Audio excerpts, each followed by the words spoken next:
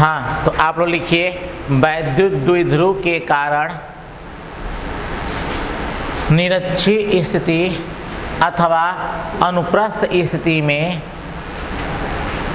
वैद्युत द्विध्रुव के कारण किसी बिंदु पर वैद्युत द्विध्रुव के कारण किसी बिंदु पर निरक्षीय स्थिति अथवा अनुप्रस्थ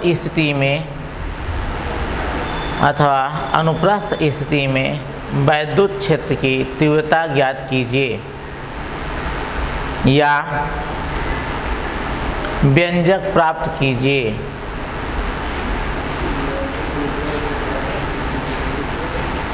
वैद्युत द्विध्रुव के कारण किसी बिंदु पर निरक्षीय स्थिति में अथवा अनुप्रस्थ स्थिति में वैद्युत क्षेत्र की तीव्रता ज्ञात कीजिए अथवा व्यंजक प्राप्त कीजिए। आप लोगों को ऐसे ही सवाल आएगा क्या, वैद्युत द्विध्रुव के कारण निरक्षीय स्थिति में अथवा अनुप्रस्थ स्थिति में किसी बिंदु पर उत्पन्न चुंबकीय क्षेत्र की तीव्रता ज्ञात कीजिए। दूर दूर बैठो थोड़ा सा, तो चलिए यहाँ बैठ जाओ। चलिए, मैंने कहा था डिराइवेशन कितने स्टेप में होता है? 3। पहला स्टेप फिगर, तो सबसे पहले किसका फिगर बनाओगे? वैद्युत द्विध्रुव की। बना लो, चलिए बना लो। तो ए आपका कौन हो गया? Minus Q. ए आपका क्या हो गया? Plus Q. मेरे साथ फिगर बना लीजिए क्योंकि मैं पिछले क्लास में मैं फिगर बनवा चुका था। माइनस क्यू और ये क्या है? Plus Q. और दोनों के बीच की दूरी हम कितना रखते हैं? 2l। कोई पूछेगा क्यों रखते हो, तो जवाब क्या दोगे? ताकि कैलकुलेशन क्या हो जाए? आसान। और निरक्ष का मतलब क्या बताया था? लंबार्धक। लंबार्धक मतलब जो वैद्युत द्विध्रुव की लंबाई है, पहले उसका आधा मध्य बिंदु खोजो। तो मध्य बिंदु क्या हो गया? O, अर्थात बिंदु O इसको 2 बराबर भागों में क्या कर रहा है? बांट रहा है, अर्थात आधा आधा कर रहा है। अतः बिंदु O का नाम क्या हो गया? अर्धक। अब इस पर क्या खींचोगे? लंब। लंब धन अर्धक मिलाकर क्या कहलाएगा? लंबार्धक। और लंबार्धक को हम लोग क्या कहते हैं? निरक्ष। लंबार्धक को ही हम क्या कहते हैं? निरक्ष। तो यह बिंदु वो क्या हो गया? इसको पूरी लंबाई को आधे भाग में क्या कर रहा है? बांट रहा है, अतः यह अर्धक कहलाएगा। अब बिंदुओं पर क्या खींच दिए? लंब, अतः यह लंबार्धक कहलाएगा। और लंबार्धक की क्या कहलाता है? निरक्ष। और निरक्ष पर स्थित कोई भी बिंदु निरक्षीय स्थिति कहलाती है। अर्थात बिंदु P की पोजीशन कोई पूछेगा, बिंदु P की स्थिति बताइए, क्या बताओगे? बिंदु P किस स्थिति में है? निरक्षीय स्थिति में। अब देखिए, हमें वैद्युत द्विध्रुव से कितनी दूरी पर वैद्युत क्षेत्र की तीव्रता ज्ञात करनी है? r दूरी पर। वैद्युत द्विध्रुव से निरक्षीय स्थिति में स्मॉल r दूरी पर वैद्युत क्षेत्र की क्या ज्ञात करनी है? तीव्रता ज्ञात करनी है। तो बताइए दूरी कहाँ से मेजर करोगे? मध्य बिंदु O से। क्या इधर दूरी नापोगे? नहीं, क्योंकि अच्छी स्थिति हो जाएगी। हमें दूरी जो नापना है किस स्थिति में? तो कहोगे निरक्षीय स्थिति में। अतः यह लंबाई क्या कहलाएगी? निरक्षीय स्थिति में लंबाई। यह दूरी क्या कहलाएगी? निरक्षीय स्थिति में दूरी। और दूरी कितना है बाबू? r। हो गया। तो यह आपका क्या बन गया? फिगर। तो सबसे पहले स्टेप में क्या बनाते हैं? फिगर बनाते हो, तो बना लो फिगर। बना लिए, हो गए।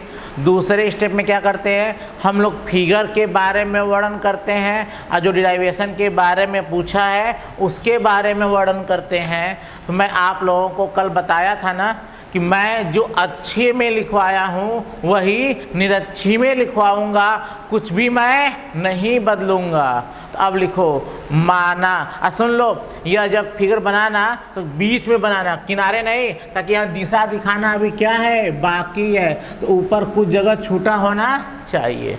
चलिए लिखिए, माना दो बिंदु आवेशों, माना एकदम वही लाइन लिखना है, सेम टू सेम, कुछ बदलेंगे नहीं। माना दो बिंदु आवेशों माइनस क्यू तथा प्लस क्यू से मिलकर बना एक वैद्युत द्विध्रुव ए बी किसी ऐसे माध्यम में स्थित है जिसका परावैद्युतांक k है। मैं इतना तेज इसलिए बोल रहा हूँ क्योंकि मैं पीछे क्या कर चुका हूँ, लिखवा चुका हूँ। सेम टू सेम लाइन क्या करनी है, लिख लेनी है। माना दो बिंदु आवेशों माइनस क्यू तथा प्लस क्यू आवेशों से मिलकर बना एक वैद्युत द्विध्रुव ए बी किसी ऐसे माध्यम में स्थित है जिसका परावैद्युतांक कैपिटल K है। दोनों आवेशों के बीच की अल्प दूरी 2l है। दोनों आवेशों के बीच की अल्प दूरी 2l है। मैं थोड़ा सा भी अलग नहीं लिखवाऊंगा।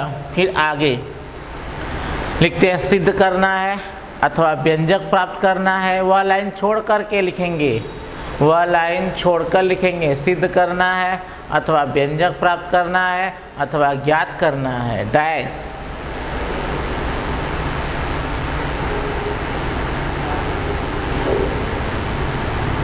वैद्युत द्विध्रुव ए बी के लंबार्धक रेखा पर, वैद्युत द्विध्रुव ए बी के लंबार्धक रेखा पर अर्थात निरक्षीय स्थिति में, अर्थात निरक्षीय स्थिति में उसके मध्य बिंदु O से स्मॉल r दूरी पर स्थित एक बिंदु P है जिस पर वैद्युत क्षेत्र की तीव्रता ज्ञात करनी है। लिख लो, सिद्ध करना है अथवा ज्ञात करना है अथवा व्यंजक प्राप्त करना है। क्या लिखना है, लिखो मेरे हीरो। वैद्युत द्विध्रुव ए बी के लंबार्धक रेखा पर, वैद्युत द्विध्रुव ए बी के लंबार्धक रेखा पर अर्थात निरक्षीय स्थिति में उसके मध्य बिंदु O से, उसके मध्य बिंदु O से स्मॉल r दूरी पर स्थित, स्मॉल r दूरी पर स्थित एक बिंदु P है जिस पर वैद्युत क्षेत्र की तीव्रता ज्ञात करनी है। तो हम लोग क्या किए, फिगर के बारे में लिख लिए और क्या किए, और जो हमसे डिराइवेशन पूछा जा रहा है उसके बारे में लिख लिए हम लोग। क्लियर? तो मैं एक बार फिर से बोल देता हूँ, मैंने क्या लिखवाया है, पर लिखवाया क्या, माना दो बिंदु आवेशों माइनस क्यू तथा प्लस क्यू आवेशों से मिलकर बना एक वैद्युत द्विध्रुव ए बी किसी ऐसे माध्यम में स्थित है जिसका परावैद्युतांक K है। दोनों आवेशों के बीच की अल्प दूरी 2l है। फिर लिखवाएं, सिद्ध करना है अथवा व्यंजक प्राप्त करना है अथवा ज्ञात करना है। क्या ज्ञात करना है, वैद्युत द्विध्रुव के लंबार्धक रेखा पर, निरक्ष का दूसरा नाम क्या था, लंबार्धक, याद है, वैद्युत द्विध्रुव के लंबार्धक रेखा पर अर्थात निरक्षीय स्थिति में उसके मध्य बिंदु O से स्मॉल r दूरी पर स्थित एक बिंदु P है जिस पर वैद्युत क्षेत्र की तीव्रता ज्ञात करनी है। तो क्या बना लिए, फिगर। फिर हमने फिगर के बारे में और जो डिराइवेशन के बारे में पूछा है वह लिख लिए। अब इसके बाद क्या होता है, हल। हल मतलब सिद्ध करने जा रहे, उपपत्ति, उपपत्ति प्रूफ करने जा रहे हैं बाबू, उपपत्ति। चलिए, मैंने बोला था डिराइवेशन भी एक प्रकार का सवाल होता है। क्या, डिराइवेशन भी एक प्रकार का सवाल होता है। तो हमें बिंदु P पर क्या निकालना है, वैद्युत क्षेत्र की तीव्रता। तो आपको पता है कि वैद्युत क्षेत्र कैसी राशि है, सदिश राशि है। तो बताओ बिंदु P पर वैद्युत क्षेत्र पैदा करने वाले कितने लोग हैं, दो लोग, एक माइनस क्यू और एक प्लस क्यू। तो हम माइनस क्यू के कारण बिंदु P पर उत्पन्न वैद्युत क्षेत्र की क्या निकालोगे, तीव्रता। और तीव्रता निकालने के लिए सबसे पहला काम दोनों बिंदु आवेशों को एक रेखा से क्या करते हैं, मिलाते हैं। तो पहले दोनों बिंदु आवेशों को एक सीधी रेखा से क्या किए, मिला दिए। मिलाने के बाद जो ई का फार्मूला होता है 1/4 पाई एप्सिलॉन नॉट के Q अपान R स्क्वायर। तो अब उसके बाद दोनों बिंदुओं के बीच की क्या चाहिए, दूरी। तो उसके बाद क्या निकालोगे, दूरी निकालोगे। पूरी लंबाई 2l, बिंदुओं क्या है, मध्य बिंदु, तो आधी लंबाई l, यह कितना l, यह दूरी निकाल लोगे मेरे हीरो।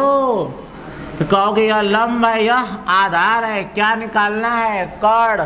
कर्ण बराबर अंडर रूट लंब का वर्ग धन आधार का वर्ग। लंब का वर्ग मतलब r स्क्वायर, आधार का वर्ग मतलब l स्क्वायर, तो under root r square plus l square. कल मैंने बताया था जितना -q से दूरी होगी उतना ही प्लस q से, तो प्लस q के कारण बिंदु P पर उत्पन्न वैद्युत क्षेत्र की तीव्रता निकालनी है। तो सबसे पहला काम क्या करेंगे, दोनों बिंदुओं को मिलाएंगे। मिलाने के बाद आप क्या करेंगे मेरे हीरो, दोनों बिंदुओं के बीच की क्या निकालोगे, दूरी। और दूरी क्या होता है, अंडर रूट लंब का वर्ग धन आधार का वर्ग, तो हो जाएगा r स्क्वायर अब प्लस l स्क्वायर। बताओ बिंदु आवेश -q से तथा बिंदु आवेश प्लस q से बिंदु P की दूरी कितनी होगी, under root r square plus l square. कैसा लगा, तो चलिए लिख दिए उपपत्ति। तो उपपत्ति में सबसे पहले क्या निकालोगे, दूरी। सबसे पहले क्या निकालोगे, दूरी। तो लिखो बाबू उपपत्ति में पहला पॉइंट, बिंदु आवेश -q तथा प्लस q से बिंदु P की दूरी बराबर बिंदु आवेश -q तथा प्लस q से बिंदु P की दूरी बराबर under root r square plus l square. बिंदु आवेश -q तथा प्लस q से बिंदु P की दूरी बराबर under root r square plus l square. अब बताओ मेरे हीरो, सबसे पहले इस बिंदु P पर वैद्युत क्षेत्र पैदा करने वाले कितने लोग, दो लोग। पहला कौन पैदा करेगा, -q, फिर पैदा करेगा प्लस q।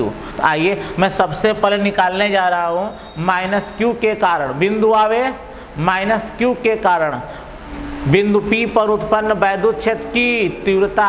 क्या दोगे, डैश लिखो।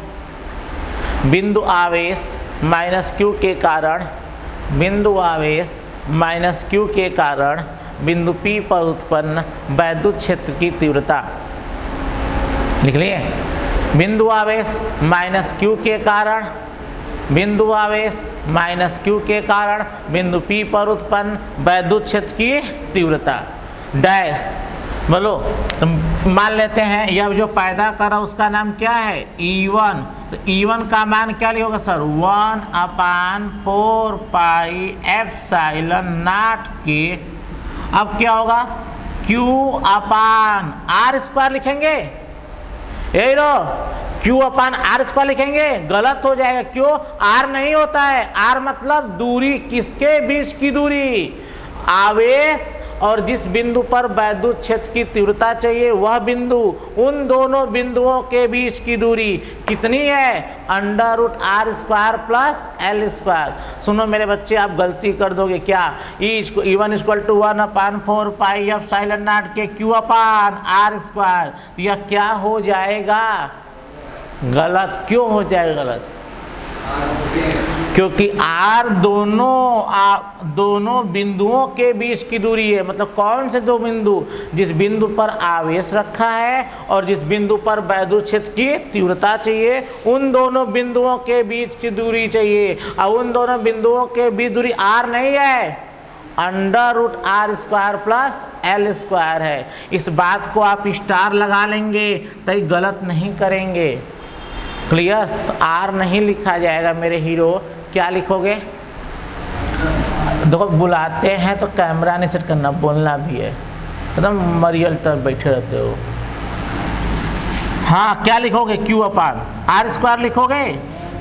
हाँ, under root R square plus L square का होल स्क्वायर।